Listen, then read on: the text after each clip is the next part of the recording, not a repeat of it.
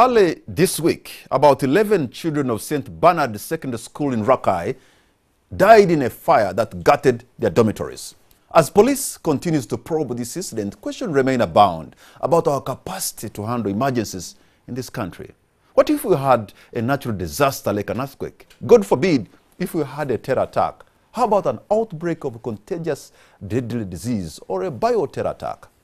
On the spotlight is an expert panel, including Dr. Tony Lugia, who heads the emergency residence at Makerere University Medical School, Milago. Dr. Joseph Okia, head of critical care, Nakasero Hospital. Cliff Aliga, an emergency and critical care nurse, and David Wahabeko, a fire expert from Fire Masters.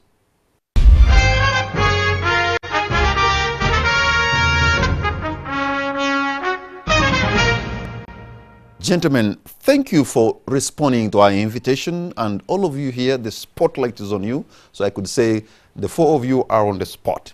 And I'm going to begin with the gentleman from Fire Masters, because what we saw at St. Bernard Secondary School in Rakai, could we have avoided such? Yes, thank you, Patrick. Good evening, Patrick. Good evening, viewers. Thank you for tuning in to Your Own Sports. Yeah, what happened in St. Bernard could have been avoided. How could it have been avoided? In fire, you don't wait for fire to break out and then you struggle to contain it. You need to prevent fire, train kids how to use those fire extinguishers, what to do in case of a fire, and where to escape to. I doubt whether they had the fire assembly points. I doubt whether they had carried out fire drills.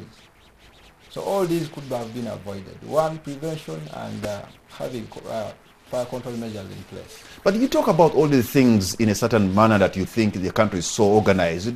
You, Fire Masters, if they report for you that there's an emergency in Kampala, for heaven's sake, and God forbid it is somewhere in Kikubamutwe or Kiringente or something like that, how do you even reach there? The roads are not known, the plots are not numbered. Somebody is going to tell you pass via near a mango tree and here there's a fene, maybe a border stage, and somebody will tell you. Is that how you work? Thank you, Patrick. In our course of training, the first thing we do is get to know the city very well, get to know all the localities. So when somebody calls, we get to know where exactly they are calling, which area. Of course, these challenges are over there. Of course, this is a challenge that the government and city authorities have to come up with and solve. But before they do that, we need to come up with ways of how we need to do our work. So what we do is we plan in advance that in case a fire happens in such a place, how do we get there? So we need to know that in case of a fire in such a place, we have to go and then get to know how to do it. But before I can even come to the other panelists here, because you are working in a way with government in some way, because, for example, the only firefighting equipment for the entire southwestern or central Uganda in the area of Masaka region was only at Masaka. How can we only have one fire brigade, Masaka, serving areas of Ruengo, of Rakai, of Chotera, of, all those places? Isn't that, are we serious? Yeah, Africa, I'm from Fire Masters. And I'm asking you this question because you understand the scope of the challenge, even though it's not your responsibility. For those who are within the area where you work, are they serious? They may not be serious because they also have challenges. The government has challenges. First of all, these trucks are quite costly. Acquiring trucks for every township and so forth may be quite costly for the government. Maintenance of these trucks, having fire hydrants in place is also a challenge. So it's quite a challenge at the moment. Dr. Lugia, I know, you as doctors, you're trained to handle emergencies and you mean well and you have the expertise and sometimes you're in hospitals, but a typical Ugandan hospital, does it have what it takes to handle emergencies? In case the numbers come 5, 3, 10 or 20 after calamity, can you really handle? Well, that is part of the disaster plan of the hospital. each hospital should ideally have a disaster team that prepares the hospital in case of a mass casualty incident.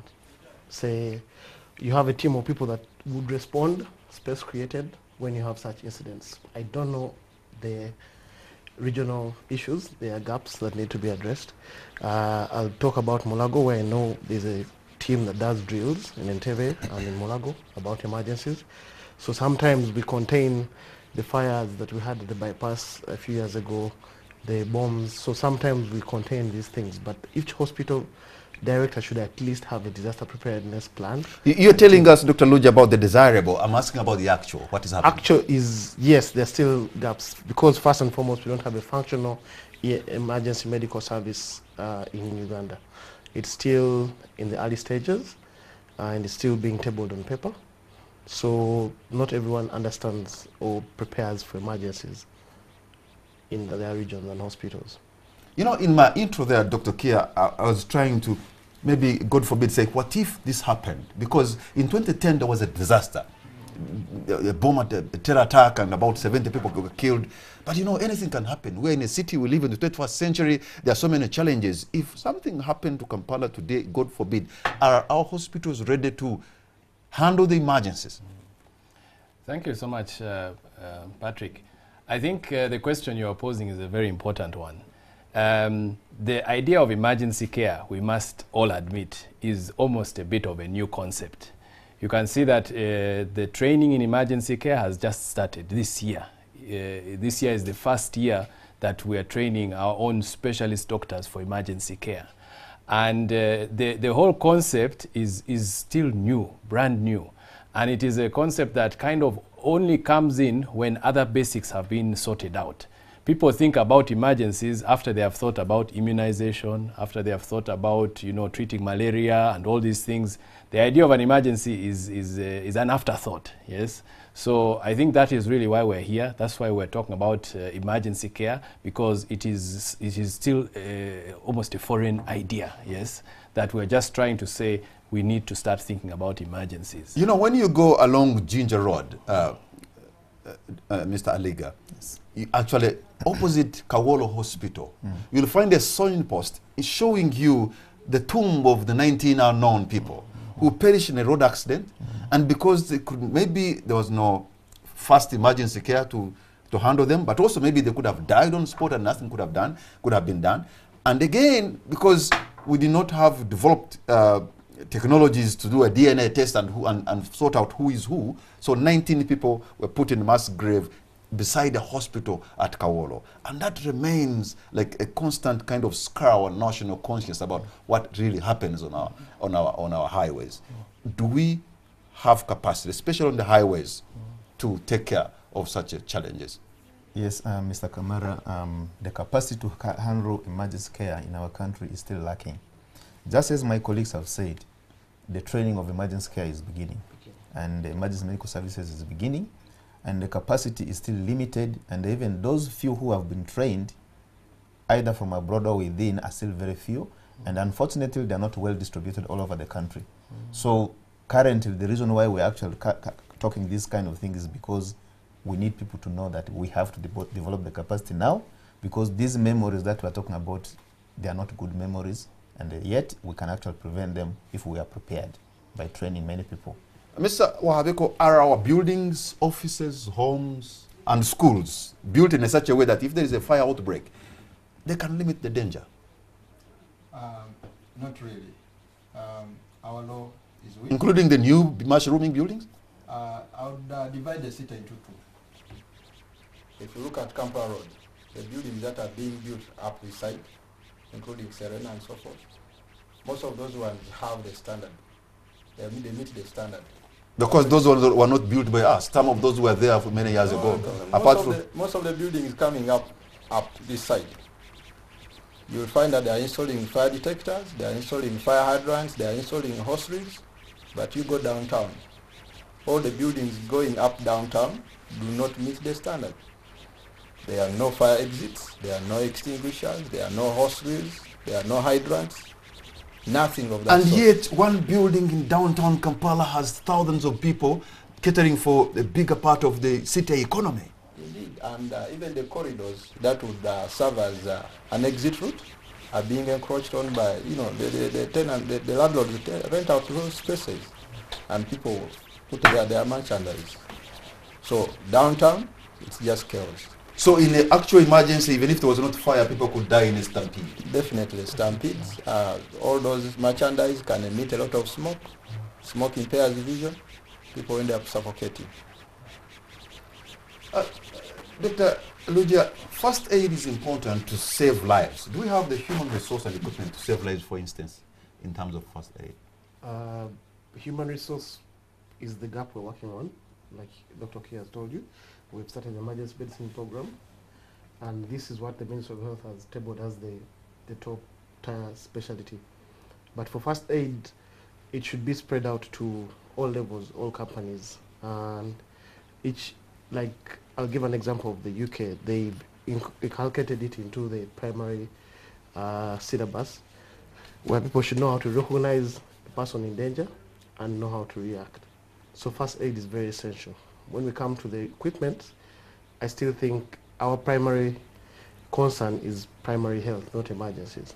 So that's where the gap, and also changes have to happen. Sensitization has to happen. In the US, they had the show called Emergency in the 70s and 80s that made emergency medical services bloom out so that people understand what emergencies are. They have 911 calls. They know who to call. Even a baby of 3 to 5 years can notice that her father is sick. Unfortunately, as a reporter, I spent about 5 hours at the police call center just to understand what really goes on. 90% of the calls that come there are what you call hoax calls. People who just want to call police and make fun and say, I am lost. And the police will ask you, you're lost, where are you? And the man will say, but I've told you I'm lost. And you're asking me, where am I? And those are the kind of things that the policemen handling the communications room of the Uganda police at CPS go through. Because I was there for one day as a reporter to actually see. So how do you sensitize Ugandans that if you're going to make a call, you can only make that call that is serious? Because really, people abuse that line. That is part of the whole EMS education bit, where the public health system comes in.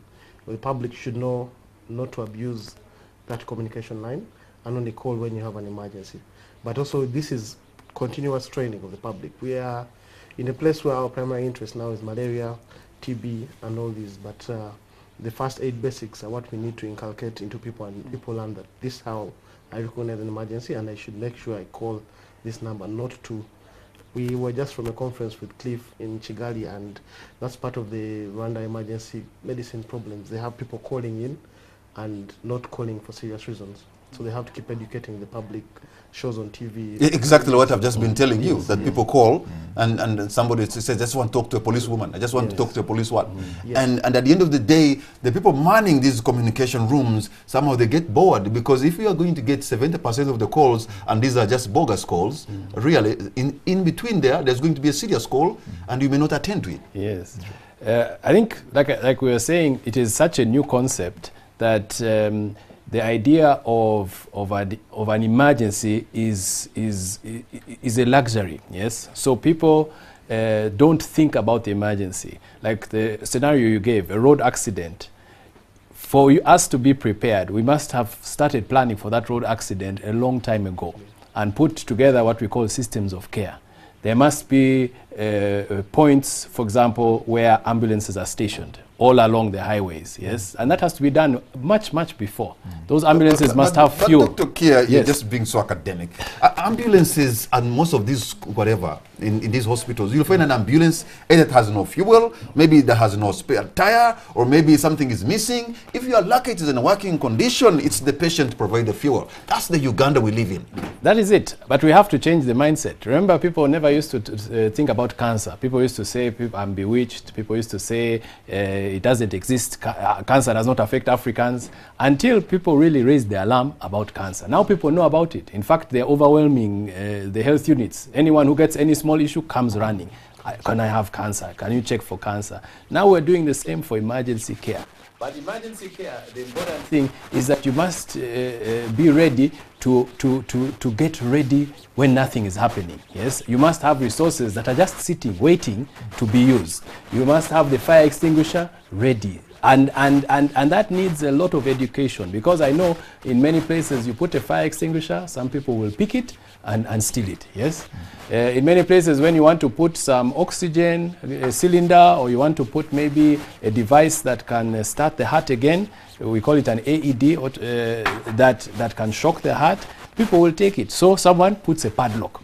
When you need it, you can't access it. When you say, where's the key, they'll say... In fact, there's a medical doctor, a fellow medical doctor like you guys, who wrote a book about Uganda, yes, with the title saying, "The man with the key has gone." Exactly. And I'm talking about Dr. Ian Clark. Yes. Because he saw that wherever you go, you need this service, and there's this person who's supposed to be in charge of the store, in charge of this room, or in charge of this office, and there's a critical, maybe equipment that you need. They'll say, we cannot access this place because the man with the key has gone. And he has written a book about us. Absolutely. So it needs changing that mindset, and it also needs putting a legal framework. For example, in other countries, if you call the police and it is a hoax, it's a crime. And if they catch you, you'll pay a heavy fine. I think those are some of the frameworks that we need to put in place to protect us. Mr. Liga, what is Uganda's capacity to handle emergencies like fire and accident victims in terms of ambulance services and emergency rooms? In terms of ambulances, we currently have ambulances which are just like transport ambulances. For you to have an ideal ambulance, you need to have some equipment in it. And these equipments that must be in these ambulances must be able to be used to save the life of somebody. So many times some of the ambulances that we have are not actually standard ambulances.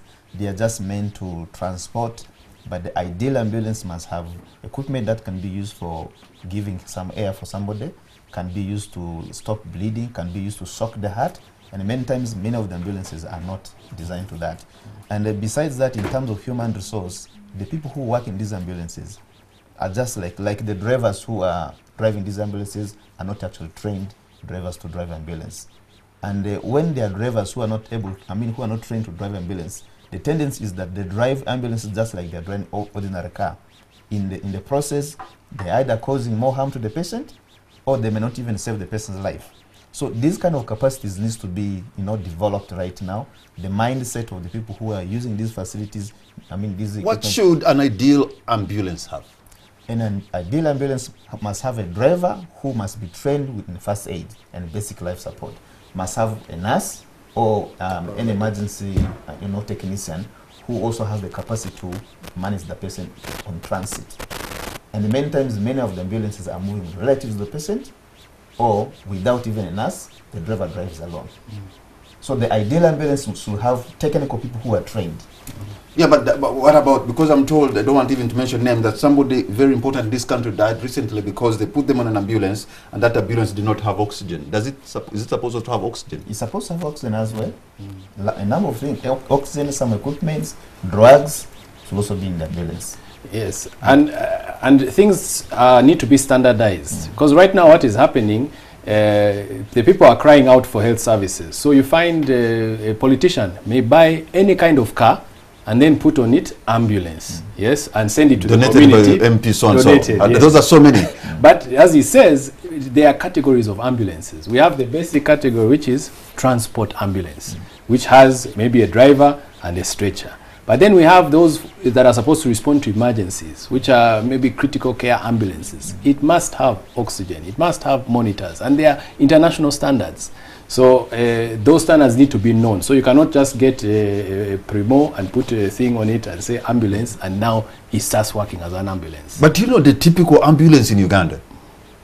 Well, people walking down the ridges of these mountains and hills, carrying four men carrying a pregnant woman using a lasso on two sticks, and actually they call it ambulance.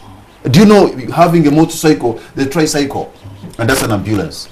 Do you know how, trying to make a bicycle, a tricycle in the form of an ambulance? That is what is available for our service. Are you aware about that? Yes, absolutely. Absolutely, yes. So yes. This thing you're telling us is abstract. It's from somewhere else, but it is changing. It is changing. We now have, I believe we have 3, in the whole country now, critical care ambulances that are fully equipped to support. Wait a minute. 1, 2, 3. 3, yes. That's what you know. It's a starting point. It's a starting It's point. what we have as a country. Absolutely. For 40 million. No, Yeah, and God help. like I said, there's 3 types of ambulances. So there's the basic transport one, there's the medivac, and the critical care ambulance. So the critical care ambulance is like a moving intensive care unit, which is very, very expensive to have. And that's why it says the 3. The one that we should ideally be having in Uganda is the medivac, which should have the nurse-trained person in EMT, the driver, and the person who, yes. So the only bit we had almost prepared for was when the Pope came to visit, because the team said we cannot come if you don't have an EMS service. So they procured, I think, 10 ambulances. We ran the Kampala metropolitan area, where they were stationed north, east, south, and west. And there was a good reception in terms of the numbers were out there. People got moved and everything. Now, it's still a very, very new concept. There is no regulation. There is, that's the biggest challenge. All ambulances should have government regulation, because now everyone that can get an ambulance brings it, and whatever quality it is, it runs on the road. So there should be regulation that should say, fine, if you're going to start the ambulance business, it should have A, B, C, D, and E. Gentlemen, we're going to take a break. When we come back, I'll be asking, how about the pedestrians and other motorists and road users? How do they respond to emergencies and maybe giving way to ambulances when they come? We'll be right back.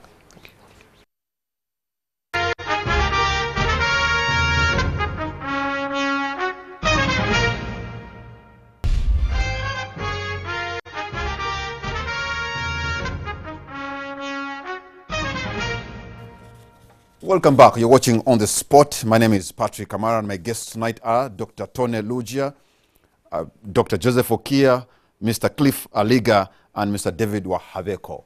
David, if you have a fire engine moving around the city, how do you find the response from other road users? Because do they understand the critical assignment you have? That is another problem. Often we've moved with fire trucks responding to emergencies, and other road users are not willing to give you way.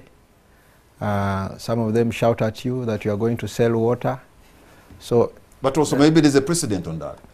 I don't know where they get it from, but do you sell water? how do you sell water? Water is so cheap that how much money are you going to make selling just 3,000 liters of water? Okay. Mm-hmm. So what kind of other challenges you made? The roads are narrow. In other countries, you know, there are special lanes for emergency vehicles, trucks and fire trucks and ambulances. But here the roads are so narrow that you know, even our roads are not marked. You find a 2-lane road.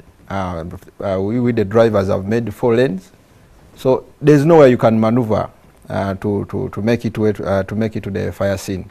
So those are some of the challenges that. And there seems to be so many vehicles that have a right of way with so many, escorts and escort vehicles and clearing vehicles and stuff like that, including people, I suppose, who shouldn't be having them. Because I think the Constitution caters for just a few, but it appears every Ugandan who has a means, you can even put a sort of a siren in your own car. Because I've seen people driving their own Land Cruisers, in the middle of the jam, he puts in a siren. That is very true. Yesterday I was talking to a certain friend of mine who happens to be a police officer, and I was shocked that even actually most officers are not supposed to have fire trucks, have fire sirens on their vehicles. So it has been abused, and now everyone, when they hear their siren, they do not want to know who is coming, whether it's a truck, whether it's an ambulance. People they don't care. They just want to make their way to wherever they are going. So in that case, during sensitization that Dr. Lugia you started with, if we're going to do sensitization, if we have leaders who have shown us a degree of impunity on the road, they are driving anyhow, they have all these vehicles which are clearing the way for them, and then sometimes they don't respect even the road use signs, and there are so many of them, from our cultural leaders, to our ministers, to our army commanders, to police officers, to the judges, and so many VIPs. And no wonder even this city sometimes gets so crowded. It's a whole mental state change that is needed, especially with the public, because like my colleague has said, people will get fatigued, and if you're habituated to know that this siren doesn't mean anything, then it complicates the time when the emergency response is needed. So two things come into play. It's the public awareness and police enforcement, where they know that if there is a siren, you should give way. And also, like you said, not everyone is entitled to a lead car and escorts, but we have that happening. And there's a bit of fatigue from the public, where there'll be like some of these people use ambulances for the wrong reasons, say go to the airport and get to the airport quickly or something, or they may not even... Oh, wait a minute. So somebody can actually even give in some money? Yes, and then an ambulance... I heard of that, yes. Is to the airport and you get a lead car? Yes, and you get a free ambulance to the airport. So it's also lack of regulation in terms of who uses ambulances. If I import my ambulance and I'm not sparing MP, and if I don't go through, I'll let it do what it wants. So if I want to go to the airport, I'll hire it out and do that. So there's lots of issues that we need, but enforcement is key, and public awareness, because public awareness is the biggest component of emergency medical services that helps you in terms of response and how the public react to when the need of emergencies arise. Dr. Kia, you are head of critical care at Nakasero Hospital. Just close here. What kind of challenges do you, or maybe kind of frustrations you meet, and how do you, what are innovations to go about them? Right. Well, I think the biggest issue we face is just ignorance. People are not aware what they should do. And so one thing that we find is, for example, let's say someone collapses, yes, in the community, or collapses just near the roundabout. People tend not to know what to do. They just carry that person and put them in a car, or put them on a border and bring them to us. Now the body, human body, sometimes gives you just very little time. For example, the human brain gives you just about 6 minutes in which it needs to get oxygen. If it doesn't get oxygen in that time, then even if you reach the hospital, you cannot save that brain. So there are international programs, and one of the training programs is called Advanced Cardiac Life Support Training, that any person, any Ugandan who gets to a scene of an accident can do some basic things to keep people alive. One of the most important things is to know, to check, is this person breathing? Is this person's pulse still there?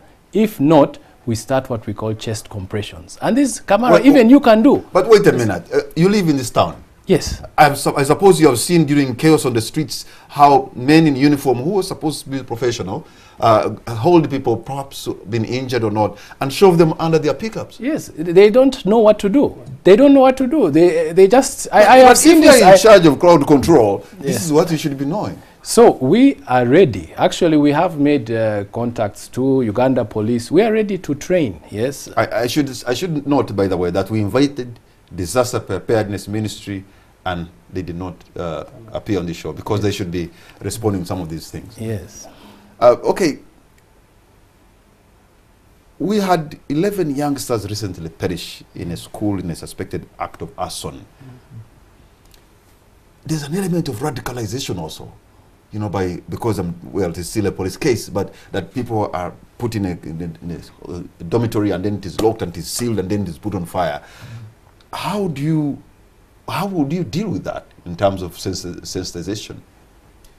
Mr. Kamara, this recent thing that happened in Masaka is unfortunate, and what should have actually happened is that the security system in that institution should have detected some kind of preliminary evidence that something is about to happen. And that means that the students themselves, the children themselves, should have actually been trained to detect evidence of something that's bound to happen. And I'm very sure there could have been some leakage of information about what was about to happen. By the time when a terrorist, because this was an act of a terrorism, and by the time when a terrorist wants to do something like that, obviously there should be some preliminary events that precede that kind of thing. And the vigilance of the school administration should have made sure that security must be, children must be trained to be alert about security. And then secondly, the structures that the children are staying in must have some emergency exits, which I'm not sure was there. And because I'm told I heard that the door was locked, But ideally, any any building which is housing many people should have some emergency exit. And this could have been used by these students to escape. And these students could only escape through this door if they were also told that this is a security exit. So the issue now is that we must sensitize people and prepare the public so that everybody is security conscious, because bioterrorism and any other thing can happen. Even apart from fire, there are also biological weapons people can actually use, like microorganisms like anthrax can be thrown into such kind of community, and it can also cause death. And some of them are actually meant to intimidate people, but unfortunately this kill many children, unfortunately. But these are some of the challenges we have to face with. But in terms of emergencies, what must happen is that during fire outbreak, people must leave the room through different exits. And when they leave the room, then they should be able to know how to use fire extinguishers to fight the fire as well. And what I'm not sure is how many fire extinguishers were in that dormitory and how many of the children were trained.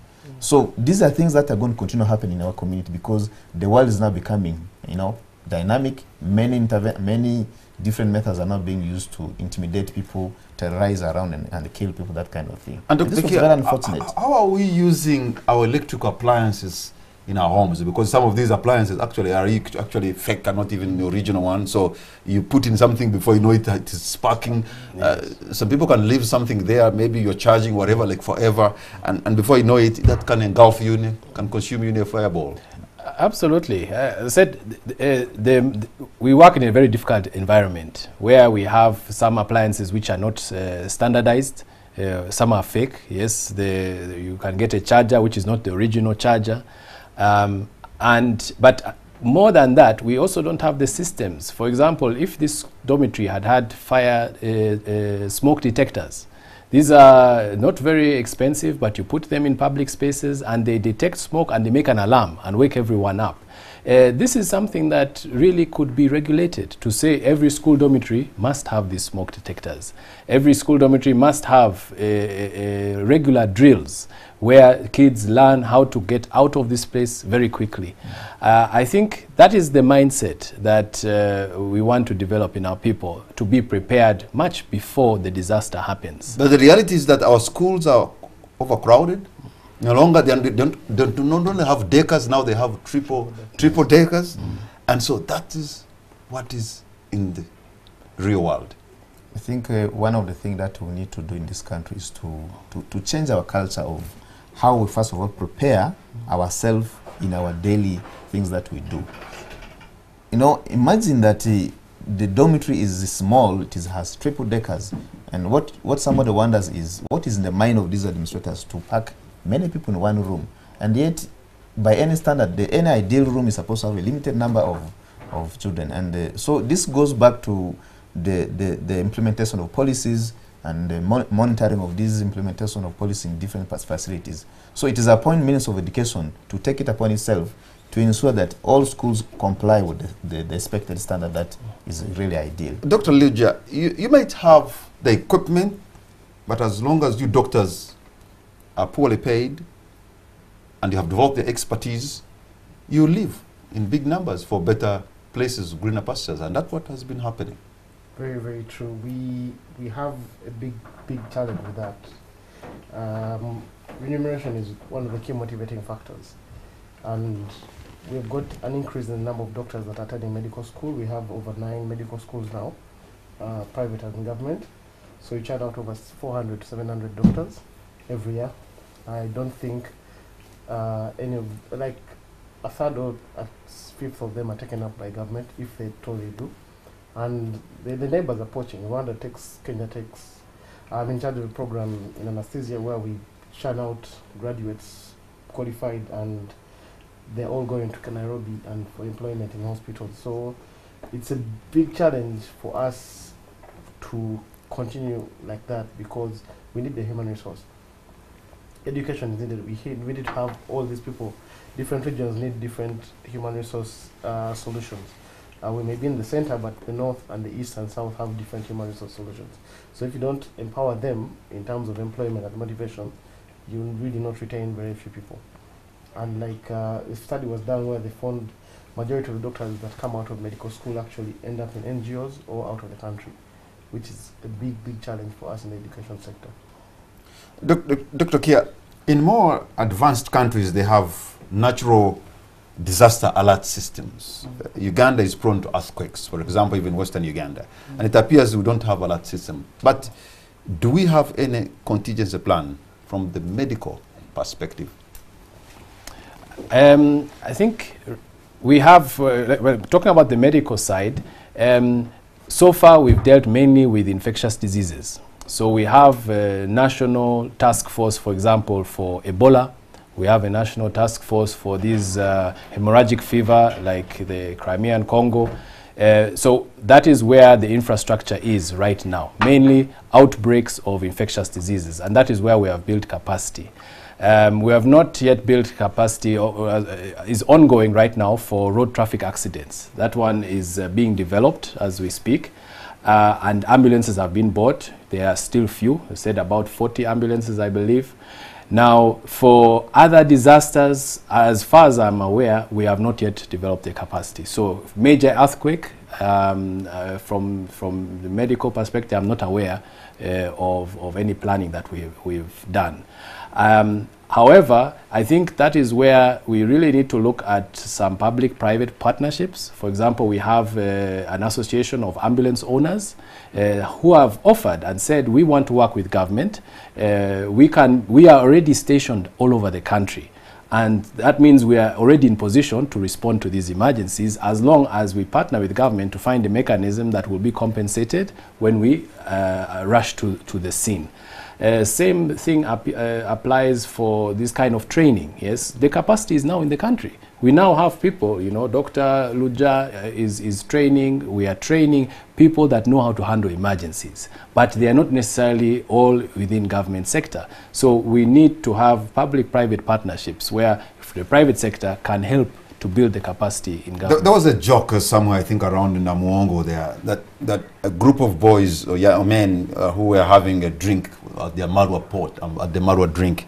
So they wanted their colleague to join them. He happened to be an ambulance driver and was telling them, I cannot come because of my time. They are telling him, brother, what's up? You have an ambulance, put your thing and then you join us because the team has already sat. But sometimes, well, people can abuse the system that way. It is. And that has happened before.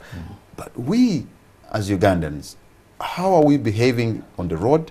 How are we behaving using these motorcycles and vehicles? Because if you go to Malago, I'm told there was a ward which actually they nicknamed Border Ward. Mr. Liga here is telling me in Arua there was a ward that they called the Senke because the border people who use the Senke, and Senke was injuring so many people or maybe killing many people. They said Arua Hospital is the Senke one. How do we stop that?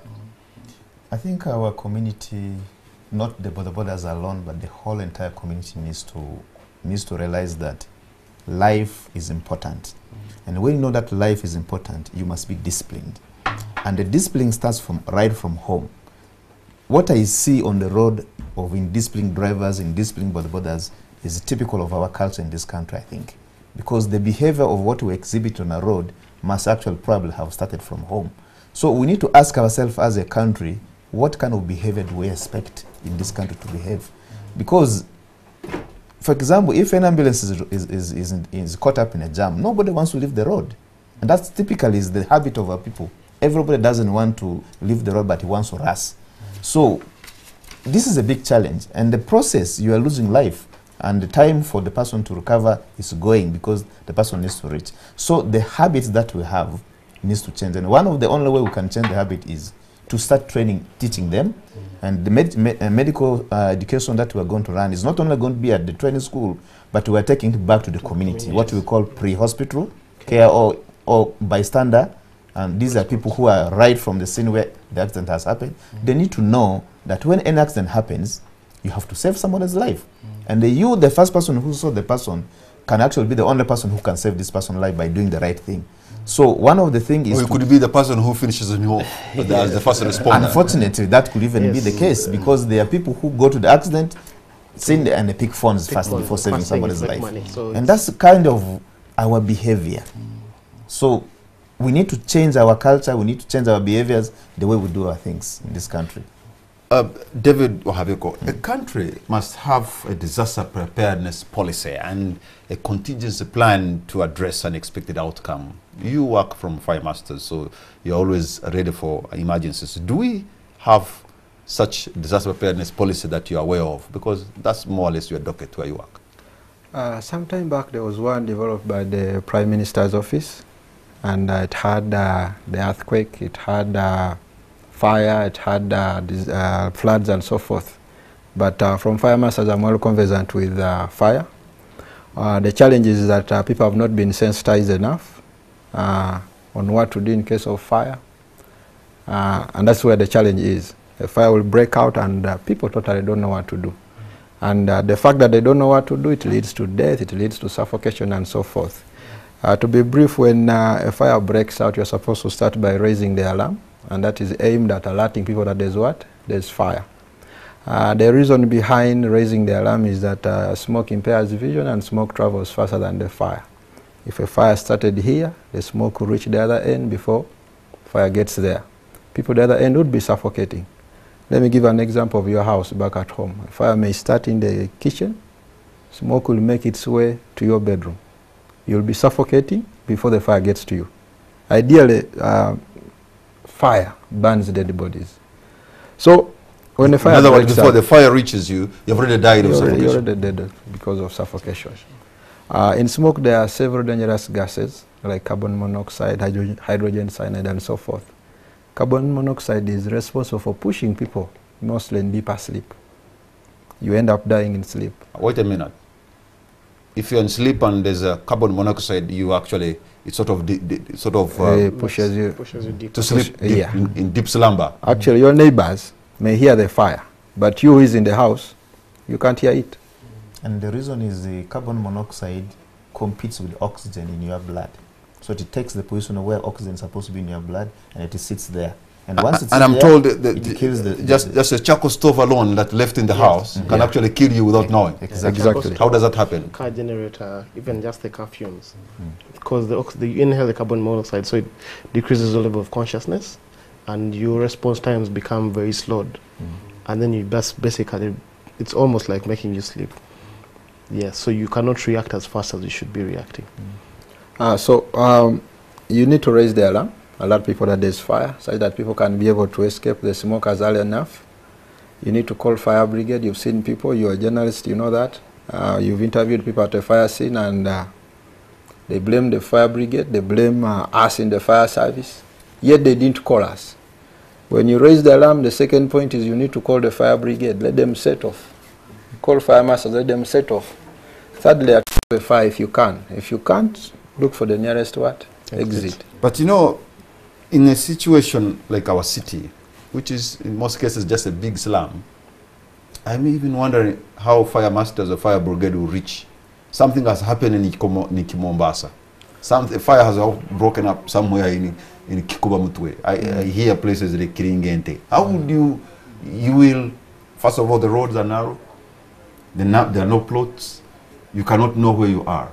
You're only going to depend on the terrain intelligence of somebody who is there, who's going to explain to you, and maybe you try to understand that terrain intelligence and reach a place. I can understand the challenge you are going through. Roads are a challenge, but sometimes we maneuver. Like I said, this is a problem of the planners of the city. But before they organize the city, we need to fight these fires. So what we do, we need to know these places before fire breaks out. And one other way in which we beat these challenges is that we have horses. We have horses. A truck may not reach the actual scene, but if it parks a distance away, you can lay horses and be able to fight the fire. But there are also towns that do not have the fire brigade. So in case you do not have the fire brigade services, what do you do? As a school like St. Bernard, where kids got burnt, you also prepare, you also plan as a school that in case we do not have fire brigade, the nearest fire brigade is in Masaka. So what do? Purchase fire extinguishers, make sure that they are routinely serviced, have water in plenty, have your other means of fighting fire. Train your students on how to go about fire. Start with prevention, prevent a fire, but if it breaks out, this is what we do. do away with those burglar proofs. Make it very easy for people to escape a fire. And let them know where to assemble. Because when a fire breaks out, people will, some of them will just disappear from the school. You may think they are inside that burnt building, yet they are safely away somewhere. Maybe I want to emphasize one thing is adrenaline. When something happens like a fire, people get an adrenaline rush. And all the theory kind of disappears. And you will just do instinctively what you're programmed your body to do. And so it's important for us to practice and to do drills in our schools. Drills for fire, drills, for example, that include going down on the ground. He mentioned the smoke. The smoke usually sits under the ceiling.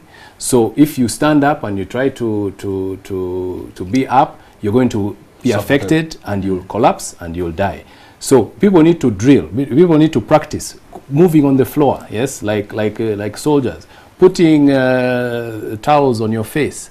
The same applies for if someone collapses. We need to practice it. We need to practice someone collapsing. What do you do? How do you quickly get them to safety? How do you quickly start, pumping their heart? And as my brother here said, this can be done by any person who is at the scene. We just need to take it into the community. Same applies. You may not be able to reach that place in Mombasa, but if the people have fire extinguishers, if the people have training, how do you put out a fire?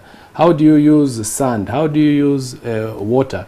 They can do something while they wait for the services to arrive. We're going to take a break, and one thing I have heard, somebody picked a phone from an accident victim along Masaka Road, and was courteous enough to call a family member, said, okay, this person, I left them in a very bad state, but don't ask me about the phone. We're going to take a break.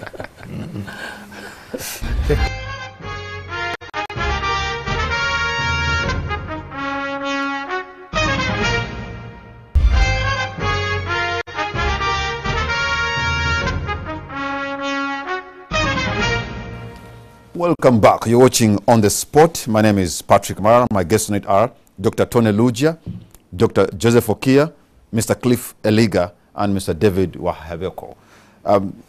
Maybe if I could begin with you in this segment, Dr.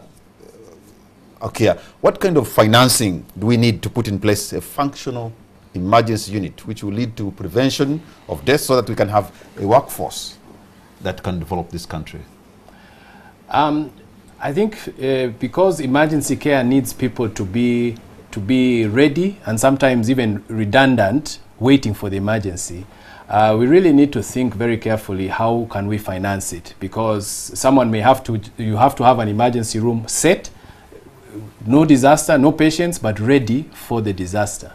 I think an experiment has started with what's called results-based financing in the health sector, and I think this is something that could be used. That people get paid for the work that they produce, which means if I'm in my emergency department and we get overwhelmed and we get mass casualties, say a truck. A truck crashes and you have 20, 30 more people injured, that the hospital gets paid on the basis of how many people they work on and the output they produce. That will encourage people, because more hard-working people will be able to get paid more, and those who are motivated will receive a reward.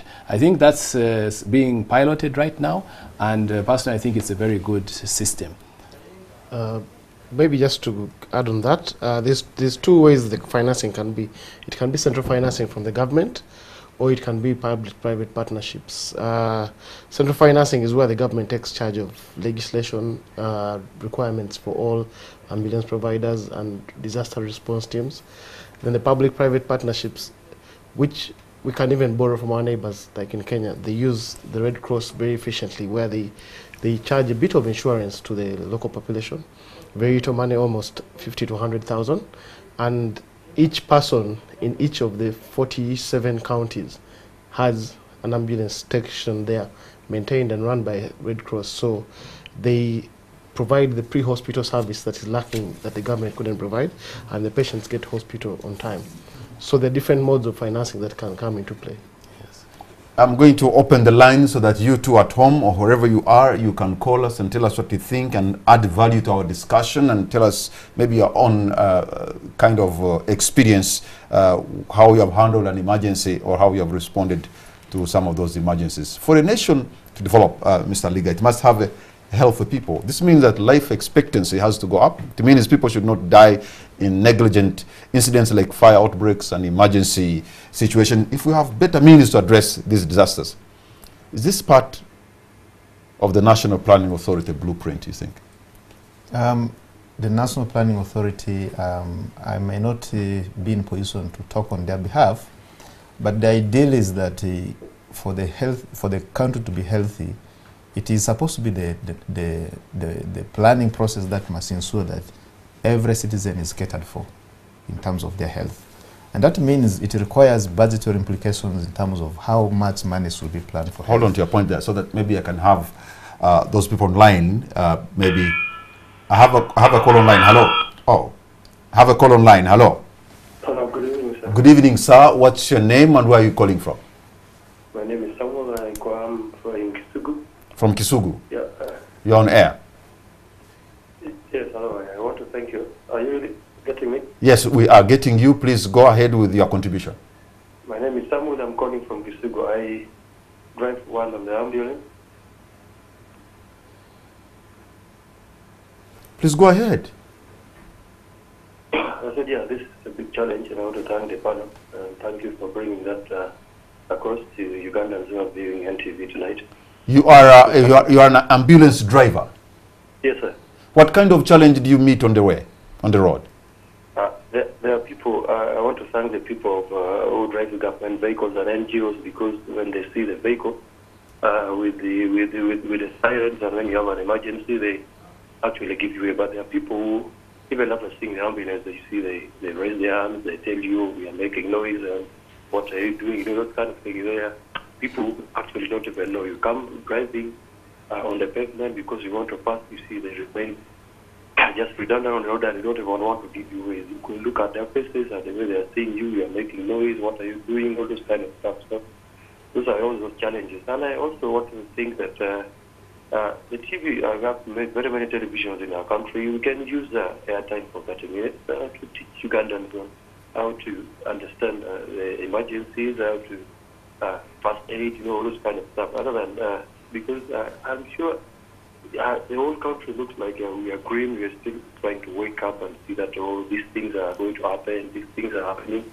But I want to thank those people who are seated there, because they've given me the highlights. And a person who drives the ambulance has to be trained. The ambulance that I drive has some equipment in it. There is oxygen. There is first aid box, and then there is also a lot of things, because I'm not very well versed with medical things, but I need to have the knowledge of the first aid, and I can help in the situation. But always, even when I drive, I need the nursing survey. But I want to thank you very much, and thank you for helping us understand this situation.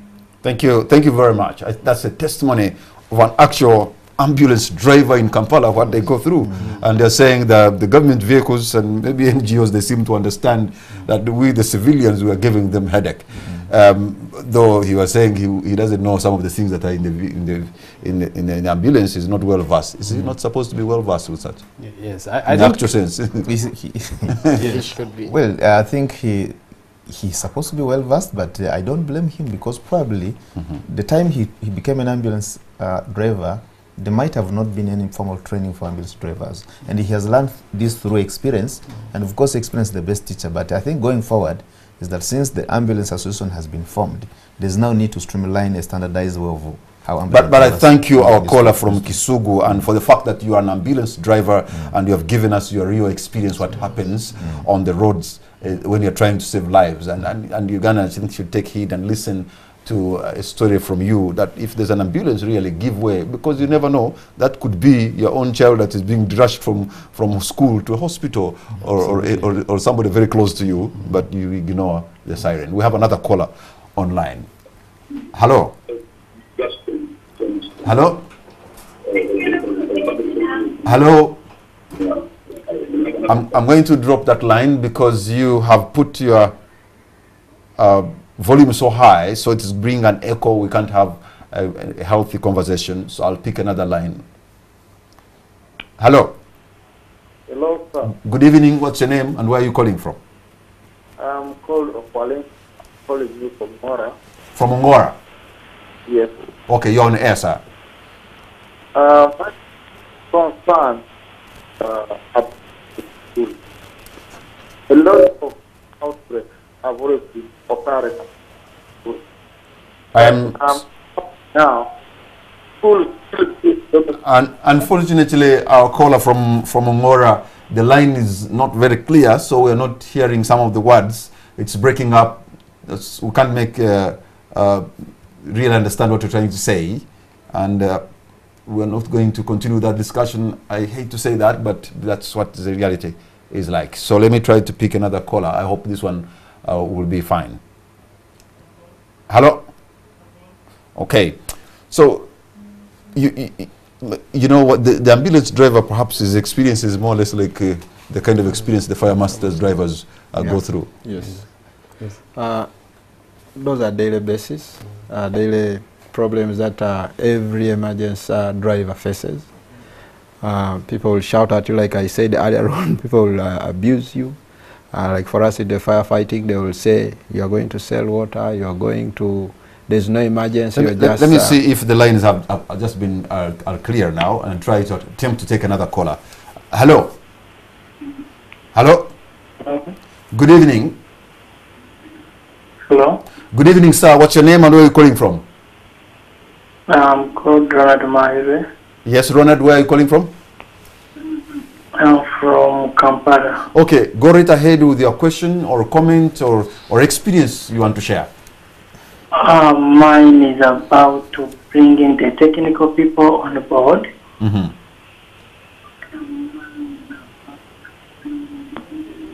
Don't listen to yourself. Continue talking to us. Whereby we need more people like personal health, safety, and safeguard the board. For example,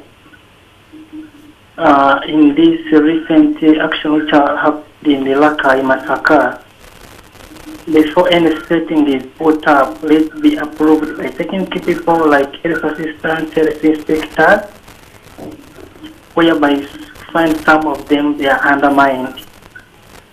So I bring upon a suggestion that there must be an action taken on health prevention more than we look on the curative care, on the treatment, because they are too high and expensive. Okay. So that was my own suggestion. Thank you very much for your contribution there. And I think the panelists here had talked about that. We need to be ready. We need to be ready for some of the things that, even though it may appear very costly, especially for emergencies, because you might have ambulances packed there in the emergency room when there's nothing. But then we have to understand that we need some of those things there if we are to avoid. Yes, but I just want to bring up the point when he talks about professional and technical people. There are fire safety regulations. For example, we talked about exits. How many exits should a dormitory have? And there are even regulations about how many people should be in a certain space.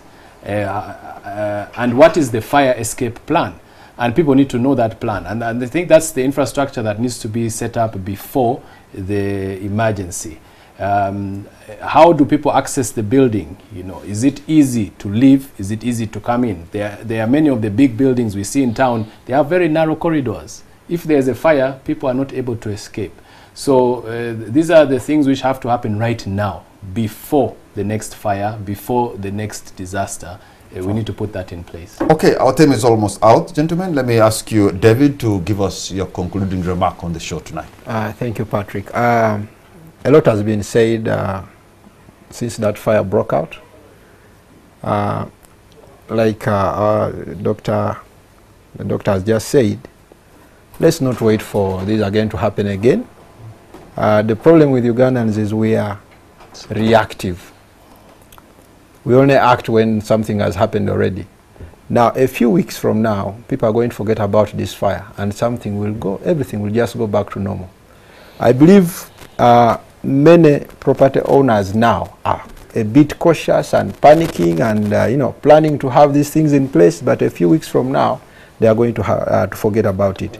So I just want to encourage you that please go ahead and implement, install fire equipment, install fire detectors, train your people on how to use them, train your people on what to do in case of a fire, such that when fire breaks out, we minimize the loss. Dr. Luja, your parting shot? Mine will just be, I'll go with the Scout's motto, which says always be prepared. We need to always plan ahead. Our biggest thing is we react on whatever happens. All the schools should know, like get a health inspector, get a fire systems inspector, get the police to come and advise them, because some things can be avoided.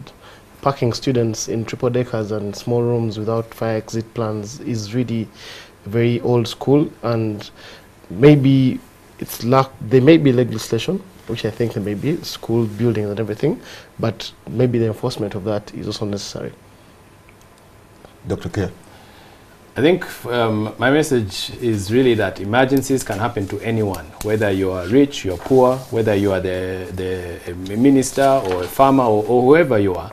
And so we all need to be concerned about the way we manage emergencies. Secondly, is that there are quick things that can be done when there's an emergency. And the capacity is now there to train people what to do if someone's heart stops, what to do if someone collapses, what to do if there's a fire. So we're calling really upon government, upon different actors, that we are ready to work in partnership, sure, to train police, to train these different institutions so that we have the capacity to respond to those emergencies. Thank you. And Mr. Aliga. Yes, on addition to what my colleagues have said, one of the important things is we must be vigilant right from our homes about recognizing emergencies. These emergencies could not necessarily be accident, but they can also be medical emergencies like asthma, like hypertension, like even a stroke. They can originate from home. So the best thing is be ready to respond. And additionally, what I want also to emphasize is that we can organize ourselves to go and train the community, and you can invite us. And I want to thank a few of the organizations within Kampala who have invited us to go and train them on basic life support. And we have trained a number of organizations from Emergency Medicine Uganda Society. So another final thing is that drivers, the borders, let's be disciplined. Let's respect human life. Let's not be reckless, so that we can save life. Let's be responsible. All right, gentlemen, thank you very much. Dr. Luja, Tony Luja, thank you very much. Dr. Joseph Okia, thank you very much. Mr. Cliff Aliga and Mr. David Wahabeko, and all of you have been a part of this show. Thank you very much. Like Dr. Luja said, let us be prepared. I think it's very important for us to be prepared and be proactive, not wait just to react to an emergency. And let us follow those rules and perhaps also respect the other road users, especially when somebody is driving an ambulance. He needs more respect and more room to maneuver. He could save a life. We thank you and we appreciate your insights on the matter. Thank you. Good night and God bless you guys. Good night. Good night.